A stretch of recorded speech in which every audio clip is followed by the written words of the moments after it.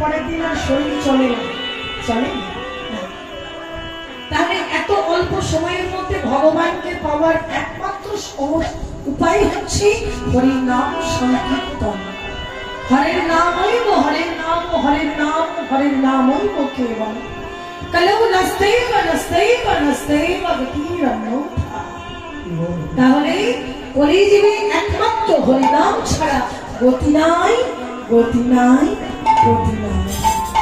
তাহলে সবাই মিলে আমরা মধুমাখা কৃষ্ণ নাম একটু গাইব।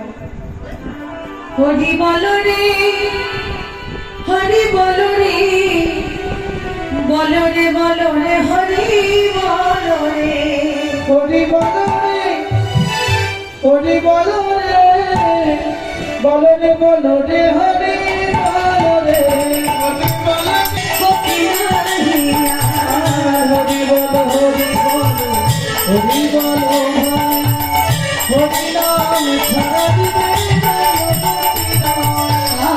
হরি বল, হরি বল, হরি বল ভাই, হরি নাম বিনা গতি নাহিয়া।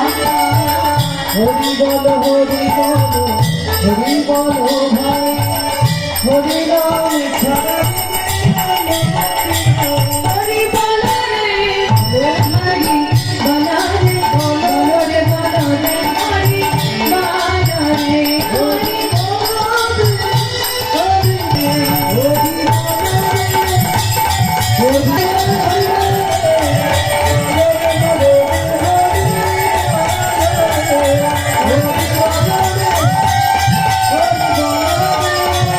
মানুষ আমরা লাভ ছাড়া এক পাও চলি না। প্রভু তুমি যে আমাদেরকে হরিবল বলতে বলছো, হরি নাম করে আমাদের কি হবে? এই প্রশ্ন শুধু আমাদের মনে নয়, এই প্রশ্নটা একজনের মনে ছিল। কে সে? না দেবর্ষি নারদ। একদিন ভগবানকে গিয়ে জিজ্ঞাসা করছেন, প্রভু তুমি যে সকলকে বলছো হরি নাম করো, হরি নাম করো, হরি নাম করো, তাহলে হরি নাম করলে কি হবে? ভগবান বললেন, নারদ তুমি মরতে যাও, মরতে গিয়ে তুমি সর্বপ্রথম যাকে দেখবে তাকে গিয়ে জিজ্ঞাসা করবে হরি নাম করলে কি ফল হয়। নারদ মনে মরতে এসে প্রথমেই দেখতে পেলেন গরুর বিষ্ঠার মধ্যে একটা ছোট্ট কীট। সেই কীটকে গিয়ে জিজ্ঞাসা করছে, বলো কীট হরি নাম করলে কি হয়? সঙ্গে সঙ্গে সেই কীটটা মারা গেল। নারদমণি ছুটে ভগবানের কাছে গিয়ে বলছে, দয়াময় মরতে আমি সর্বপ্রথমেই একটা গরুর বিষ্ঠার মধ্যে একটা কীটকে দেখতে পাই। সেই কীটকে গিয়ে যখন আমি জিজ্ঞাসা করি বলো কীট হরি নাম করলে কি ফল হয়, সঙ্গে সঙ্গে কীটটা মারা গেল। ভগবান বললেন, নারদ তুমি এবার পূর্ব দিকে চলে যাও, দেখবে এক গাভী মাতার একটা বাছুর হয়েছে, সেই বাছুরটাকে গিয়ে জিজ্ঞাসা করবে হরি নাম করলে কি ফল হয়। নারদমণি প্রভুর কথা মতো গিয়ে দেখলেন সত্যই একটা গাভী মাতার একটা বাছুর হয়েছে। সেই বাছুরটাকে গিয়ে জিজ্ঞাসা করছে, বলো বাছুরি হরি নাম করলে কি ফল হয়। সঙ্গে সঙ্গে সেই বাছুরটা প্রাণ ত্যাগ করলো। এবার চমকে উঠলেন নারদমণি, কি আমি যে গৌবধের ভাগী হলাম, আমি যে অপরাধী হয়ে গেলাম। ছুটে গেলেন প্রভুর কাছে, নারদ তুমি কাঁদছো কেন? কাঁদবো না প্রভু, আমি যে গৌবধের ভাগী হয়ে গেছি। নারদ আমার কাছে খুলে বলো কি হয়েছে। প্রভু তোমার কথা মতো যখন আমি গেলাম পূর্ব দিকে, গিয়ে দেখলাম সত্য এক গাভী মাতার বাছুর হয়েছে। সেই বাছুরটাকে নিয়ে যখন আমি জিজ্ঞাসা করলাম বলো বাছুর হরি নাম করলে কি ফল হয়, তৎক্ষণাৎ সেই বাছুরটা প্রাণ ত্যাগ করেছে। নারদ তুমি কাঁদছো কেন? তুমি যাও, এবার উত্তর দিকে চলে যাও, সেখানে গিয়ে দেখবে এক জমিদারের এক পুত্র সন্তান হয়েছে। সেই পুত্রকে গিয়ে জিজ্ঞাসা করবে হরি নাম করলে কি ফল হয়। প্রভু আমি আর যেতে চাই না, আমি তো এমনি অপরাধী হয়ে গেছি, চিন্তা করছো কেন মানো? আমি তোমাকে আদেশ করছি, তুমি ছুটে যাও। নয়নশ্রী বিগলিত করতে করতে চলেছে নারদ বলি, প্রভু তুমি আদেশ করলে বলে আমি চলেছি। আমি জানি না আমার ভাগ্যে কি আছে। উত্তর দিকে গিয়ে দেখলেন সত্যই জমিদারের একটা পুত্র সন্তান হয়েছে। সেই পুত্র সন্তানটাকে গিয়ে জিজ্ঞাসা করছে, বড় পুত্র হরি নাম করলে কি ফল হয়? সঙ্গে সঙ্গে সেই জমিদারের পুত্র আচার খেয়ে পড়েছে নারদ ঋষির চরণে। হে ঋষিবা, আমি তো কোনোদিন হরি নাম করিনি। আমি হরি নাম শ্রবণ করেছি আপনার মতো বৈষ্ণবীর বদনে। 12 জন বৈষ্ণবের মধ্যে ইনি হলেন একজন বৈষ্ণব। স্বয়ং নারদ শম্ভু কুমার কপিল মনু প্রহ্লাদ জনক ভীষ্ম বলিয়াষ্টি বয়ম, এই হলো 12 জন বৈষ্ণব আমরা ভাগবতে পাই। তার মধ্যে এই নারদ মনু হলেন একজন পরম বৈষ্ণব। বৈষ্ণবের চরণ ধরে বলছে, হে বৈষ্ণব, আমি তো ছিলাম একটা কীট।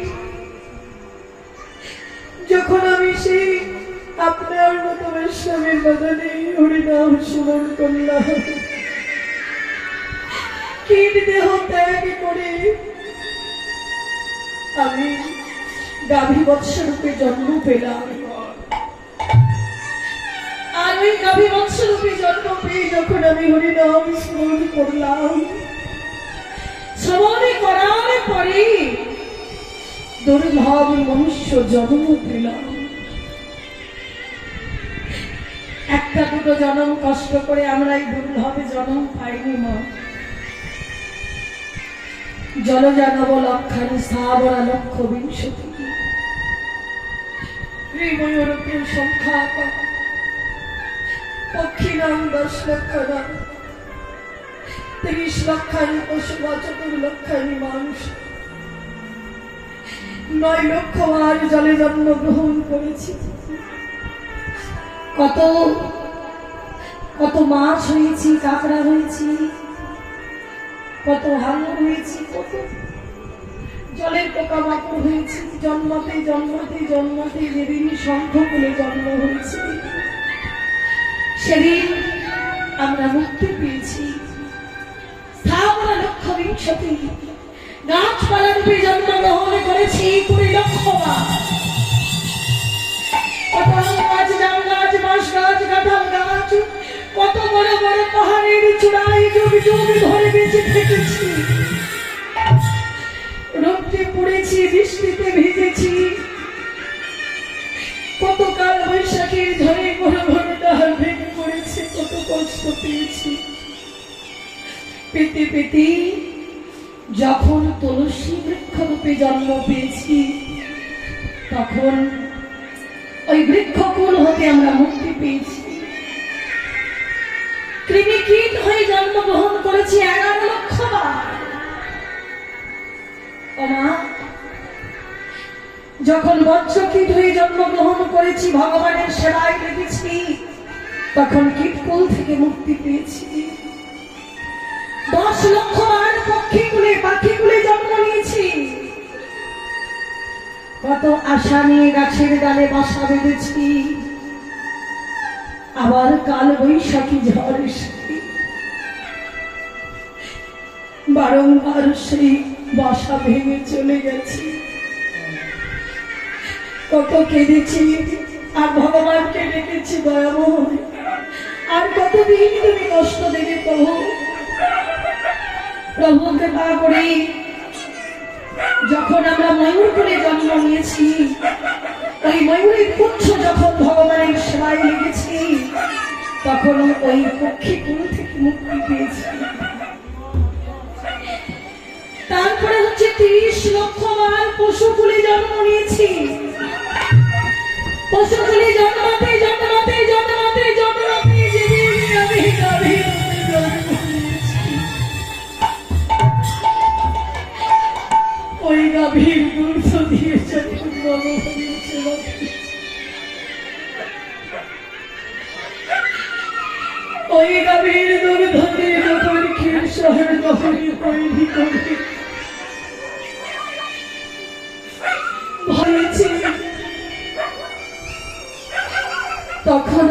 পশুকুল থেকে মুক্তি পেয়েছি।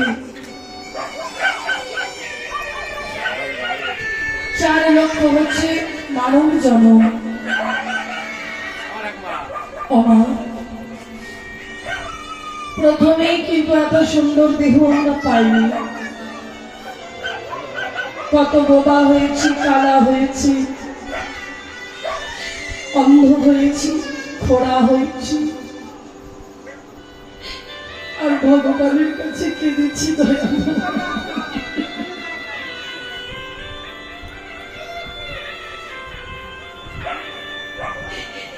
তুমি আমায় পরিপূর্ণ দেহ দাও, যে দেহ দিয়ে যেন গোবিন্দের সেবা করতে পারি, তোমার সেবা করতে পারি, মদন দাহ তোমার নাম করতে পারি। ভগবানের কাছে কেঁদেছি, ভগবান তারপরে কৃপা করে এত সুন্দর বিগ্রহ জন্ম দিয়েছে। এই জন্মটা শুধু এটা মানুষের কাজ নয়, বলে মানুষ আর পশুর মধ্যে তফাৎ হচ্ছে একটা জায়গায়। মানুষ যেমন খায় পশুও খায়, মানুষ যেমন ঘুমায় পশুও ঘুমায়, মানুষ মৈথুন করে পশুও করে, কিন্তু মানুষ হরিবোল বলতে পারে।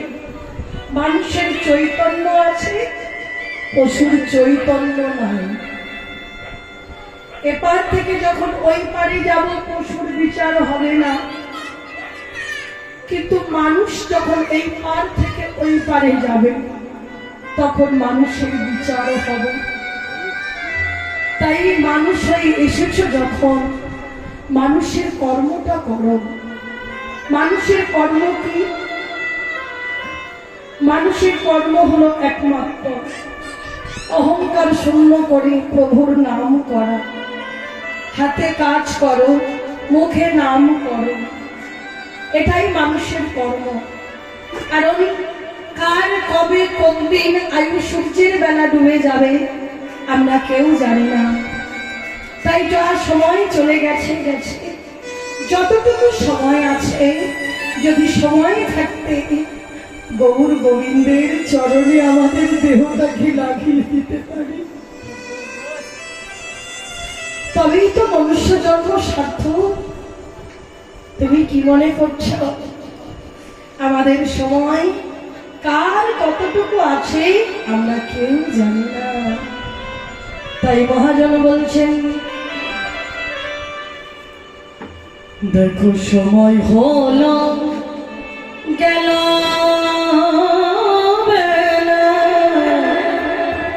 করে ছেড়ে দেখো পুতুল খেলা। সময় হলো গেল ছেড়ে যেত পুতুল খেলা। ও শেষে কুলি পাবি না করলে হেলা, ও শেষে কুল পাবে না, ও শেষে কুলি পাবি না করলে হেলা, ও ঘাটে রইবে না করি। ও গুরুটাকে বসে আর ঘাটাতে আই তারা করি। ও গুরুটাকে বসে আর ঘাটাতে আই তারা করি। সময় হলো গেল করলে হেলা, শেষে কুল পাবে না করলে ও শেষে কুল পাবি না করলে হেলা। দেখুন, মানুষ যখন মরে যায়, মরে যাবার পরে 16 দিনের মাথায় ওই ঘাটে যায়, যে ঘাটটার নাম হচ্ছে বৈতরণী। যে নদীটার নাম বৈতরণী নদী, ওই নদীটা পার হতে হয় বলে। তা ওই নদী এমনই একটা নদী যে যেমন কর্ম করবে তেমন রূপ ধারণ করবে। তাই মনে করছো যে হেলা করে ভেলা ডুবিয়ে দিচ্ছি, না, ছাড় পাবে না, একদিন ধরা পড়তেই হবে। ও শেষে কুল করলো ও ঘাটে রইবে না কবি, গুরুটাকে বসে আর ঘাটাতে আই তারা করি। গুরুটাকে বসে আর ঘাটাতে আই তারা করি। বিনা দুঃখী তো